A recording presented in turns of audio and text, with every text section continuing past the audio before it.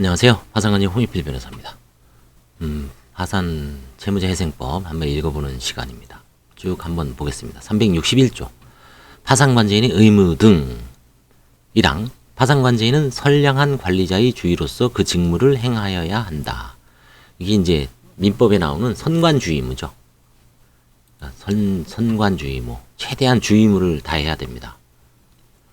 2항 파산관제인이 제1항의 규정에 의한 주의를 게을리한 때는 이해관계인에게 손해를 배상할 책임이 있습니다. 이 경우 주의를 게을리한 파산관제인이 여럿 있는 때에는 연대하여 손해를 배상할 책임이 있습니다. 그래서 파산관제인도 이게 뭐 쉬운 게 아닙니다. 법령도 숙지해야 되고 절차도 숙지해야 되고 채권자들에 대한 아니면 재단 채권자들에 대한 그 여러 가지 업무에 있어서 잘 살펴서 해야지 실수하면은 손해배상 청구를 당하는 관제인도 있었습니다. 주의해야 됩니다.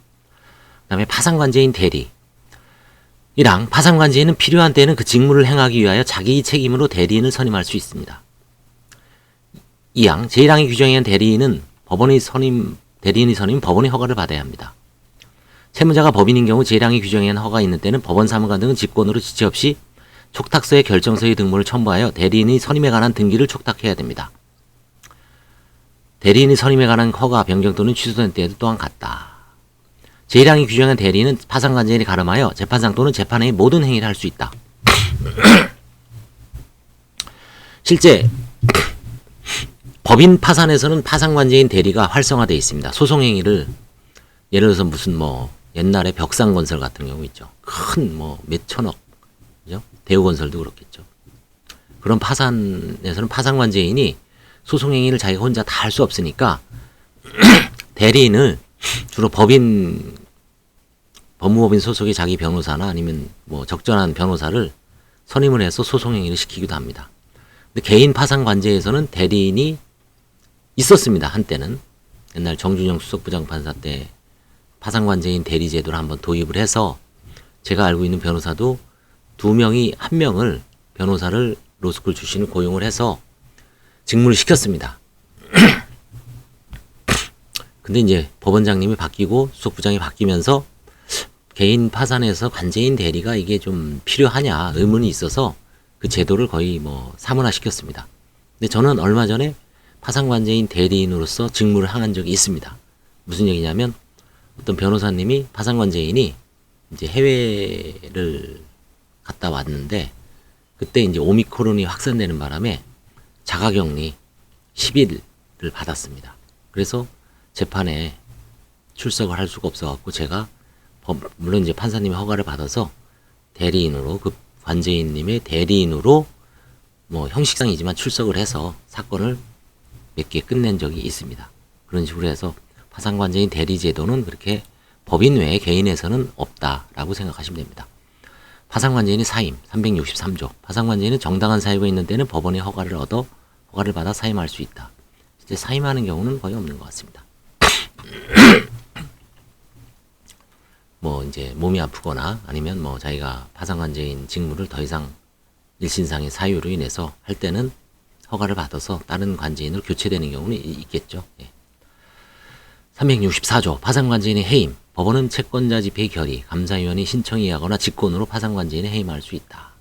파산관제인 직무상 비위가 드러났을 때는 해임할 수 있죠. 이 경우 법원은 그 파산관제인을 신문하여야 한다. 2항 제1항의 규정에 의한 파산관제인 해임 결정에 대하여는 즉시항고를 할 수 있다. 제2항의 즉시항고는 집행정지 효력이 없다. 즉시항고를 하더라도 해임의 효력은 그대로 유지된다는 거죠. 계산보고 유무 파산관제인 임무가 종료한 때는 파산관제인 또는 그 상속인은 지체 없이 채권자 집회에 계산의 보고를 하여야 한다. 채무자, 파산채권자 또는 후임의 관제인이 채권자 집회에서 계산에 대해 이의를 진술하지 않은 때는 이를 승인한 것으로 본다. 파산관제인은 이해관계인이 열람을 위하여 계산보고서와 그 계산보고서에 관한 감사위원회 의견서를 채권자 집회 3일 전까지 법원에 제출해야 된다.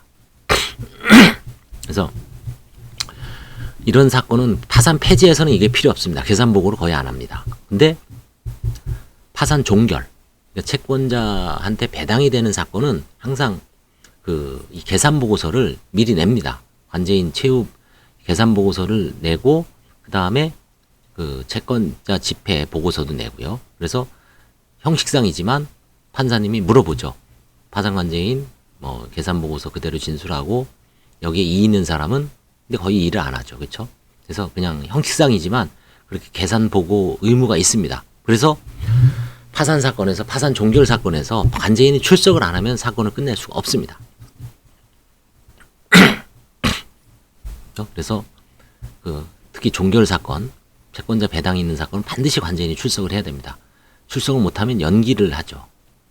임무 종료 시 긴급 처분. 파산관제인 임무가 종료한 경우 급박한 사정이 있는 때는 파산관제인 또는 그 상속인은 후미 파산관제인 또는 채무자가 재산을 관리할 수 있게 될 때까지 필요한 처분을 해야 한다. 그렇죠?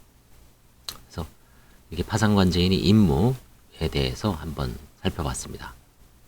그렇죠? 파산관제인 임무 361조부터 366조까지. 예, 감사합니다.